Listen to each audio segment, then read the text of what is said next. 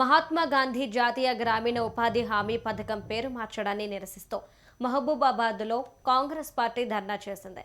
జిల్లా కాంగ్రెస్ అధ్యక్షురాలు ఉమా ఆధ్వర్యంలో నిరసన చేపట్టారు. అంతకు ముందు గాంధీ విగ్రహానికి పూలమాలలు వేసి నివాళులర్పించారు. కేంద్రంలోని మోదీ ప్రభుత్వానికి వ్యతిరేకంగా నినాదాలు చేశారు. యూపీఏ ప్రభుత్వం వ్యవసాయ కూలీలు ఇబ్బందులు పడకుండా ఉండేందుకు మహాత్మా గాంధీ జాతీయ గ్రామీణ ఉపాధి హామీ పథకంను ప్రవేశపెట్టిందని గుర్తు చేశారు.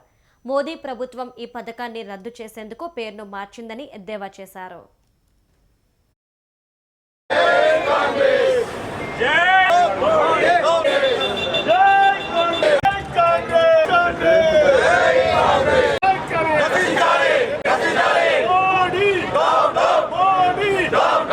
ప్రతి బడుగు బలహీన వర్గాల ప్రజలకు న్యాయం చేసే విధంగా ఆ రోజు వారు జాతీయ ఉపాధి హామీ పథకాన్ని 2005లో ఆ రోజు ఆ చట్టాన్ని తీసుకొచ్చి దాన్ని పెట్టడం జరిగింది. మహబూబాబాద్ జిల్లాలో గాంధీ విగ్రహం దగ్గర ఈ ప్రోగ్రాం చేస్తున్నాము.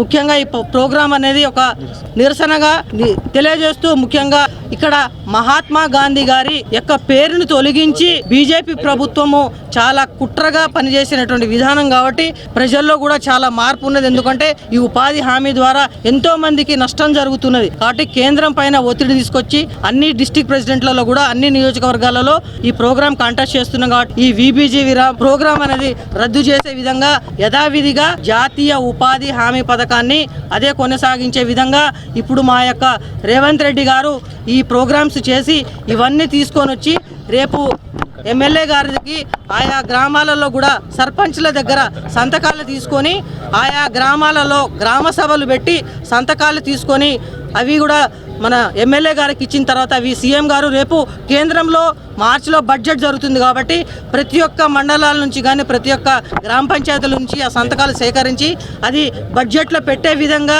మా యొక్క నినాదం కాబట్టి ఈ ప్రోగ్రాం అనేది ఒక నెల రోజులుగా ఉంటుంది.